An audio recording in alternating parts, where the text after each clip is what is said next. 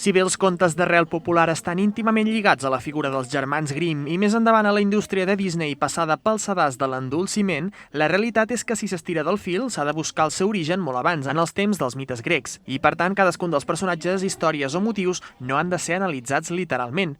Així ho ha volgut remarcar la narradora i animadora Sílvia Palazón amb una xerrada taller coordinada per la biblioteca on hi ha participat el grup de dones, que ha buscat desmitificar alguns dels tòpics que s'amaguen darrere dels contes populars que tothom d'alguna manera o d'altra ha escoltat durant la infància. La ponent ha explicat que per molt que alguns d'aquests relats puguin semblar a priori masclistes, si es llegeix entre línies es pot apreciar un interessant treball de simbolismes.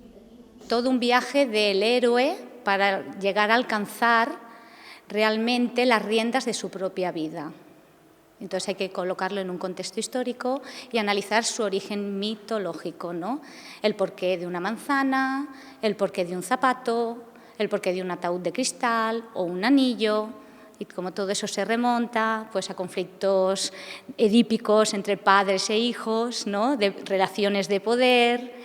El paper que juga la dona en aquests relats ha estat un dels eixos centrals de la xerrada. De fet, un dels seus objectius ha estat el de fer veure a les assistents el gran ventall de personalitats i rols que les dones tenen als contes, especialment en els més moderns. Dones que comparteixen una característica: s'han apoderat, és a dir, han agafat el domini i control sobre la seva pròpia vida. I igualment que les dones dels contes, Palazón ha animat a les mateixes sòcies a seguir el seu exemple. La feminidad no es copiar modelos masculinos. Veremos que hay cuentos modernos que la princesa es un caballero y lucha, se pone armadura, que empoderarse no significa copiar los modelos masculinos, sino desde la propia feminidad encontrar ese camino, ¿no? Para la igualdad.